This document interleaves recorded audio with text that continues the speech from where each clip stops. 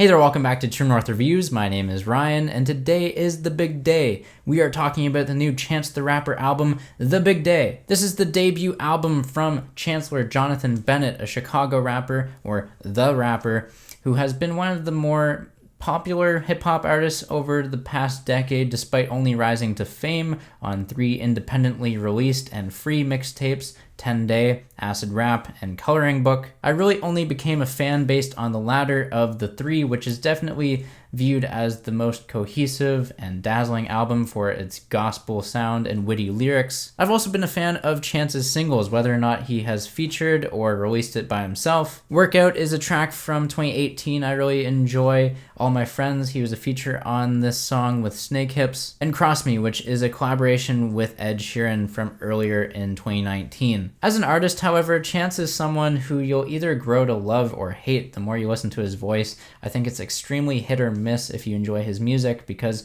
while the wordplay and the beats can be among some of the better in modern day hip-hop, it's a struggle, at least for me, to sit through Chance's music because of his quirky style and somewhat nasally timbre. That's why with a release like Coloring Book, I was amazed by not only how Chance controlled his urges and eccentricities while showing off the better parts of them, but he also carved out a very dignified sound backed by stunning Kanye West production. In a way, Chance is a Kanye protege, and it makes it no surprise that his debut album is kind of taking shape after a late registration type of release. He's got the skits, he's got the length with 22 tracks, he has orchestrated a number of features spanning from alternative rock to pop and trap. And all Chance has really done with The Big Day is update and modernize the late registration sound while doing it in a less impressive capacity, while singing in horrible fashion too. Regardless of my dislike for his vocal inflections and wackiness on most of his music,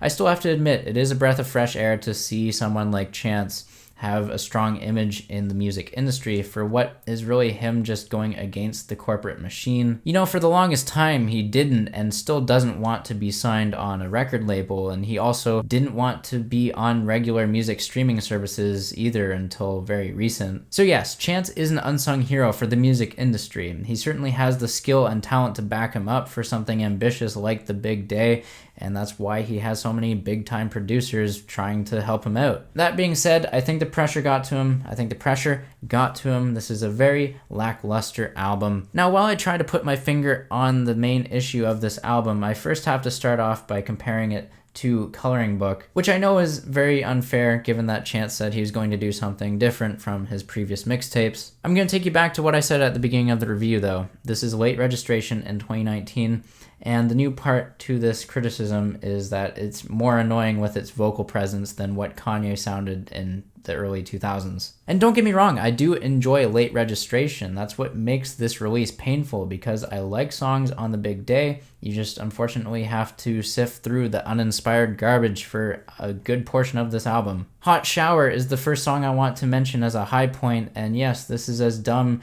as the album can get lyrically. I'm not usually a fan of meaningless lyrics in rap, but the cadence, the rhyme scheme, and the beat to the song really make it irresistible. It's easily my favorite. Lyrically, Chance doesn't bring his A game to the table for The Big Day, but he still has a couple tracks that are worth mentioning. Big Fish has some interesting statements on being famous. I also like the future outlook to marriage and life on the song 5-Year Plan. I like some of the more open and earnest moments with Sun Come Down. I like the closing cut, Zanies and Fools, and even with the Nicki Minaj feature. And the skits also offer some humorous entertainment that make the album less of a burden to get through. But the rest of this album, I thought I was going to come around to a lot more songs than I did. It unfortunately ended up being a case where the more I listened to The Big Day, the more I found my opinions becoming more polarizing between the songs I like and the ones I dislike, essentially confirming my first go-through of the album. The issues of this album really just start out of the gate on the track All Day Long,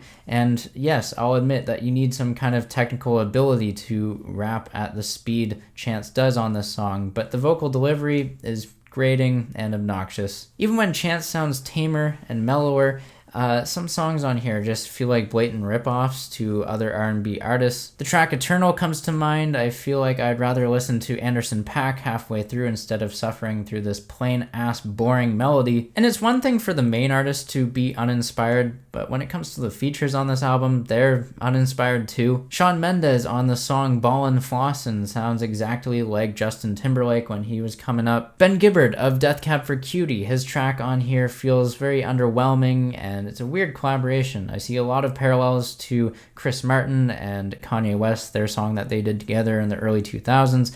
I can't shake that comparison. In other words, the original proved to be better than what is being updated here. Bringing the focus back onto Chance, there is no shortage of horrible singing on this album. I think of tracks like Let's Go on the Run and We Go High, where Chance shows off very piercing falsettos. I would seriously consider going deaf instead of having to listen to these songs one more time. Get a Bag has the most disgusting hook I've heard in, I don't know, a very long time. Just so many musical ideas ruin this album for more than what half of it is. It's watered down with a lot of its lyrical content for something that could have been more entertaining if it were more self-aware. If we had more lyrical bite to songs in addition to 5 Year Plan, I could have seen this being more amusing and engaging. But this album, it's way too bloated, and it gets to the point where I kind of forget that Chance is talking about loving his wife so much. And yes, this album was conceived after Chance's wedding. He took inspiration from songs that were making him dance at the time. There's really only one song on here that makes me want to dance. Found a good one. However, it's so gross in its vocal deliveries, it sucks the life out of the track for me, and it might just be enjoyed in a guilty pleasure setting.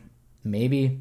It's a big if. So yeah, the big day, the big if, the big I don't know what I'm listening to, whatever it is, it's not worth coming back to outside of a select group of songs. Now, anytime I have to cut out a majority of songs and bring the track list down to a more distilled and concise record for its themes and sounds, I'm for sure on the boat to think that this big day is overambitious. Chance was really just shooting in the dark at a million things, missing the mark more often than not, and that's really painful when this album was meant to be so optimistic, being about marriage and the positives that go along with it. Still, I can't help to be negative for this album. I don't enjoy it. It's a 3 out of 10 for me. There's the review of the new Chance the Rapper album. Sound off down below in the comments. Let me know what you think of it. Did you enjoy it more than I did? Leave a like, subscribe if you're new in town. Thanks for watching, and as always, have a rockin' day.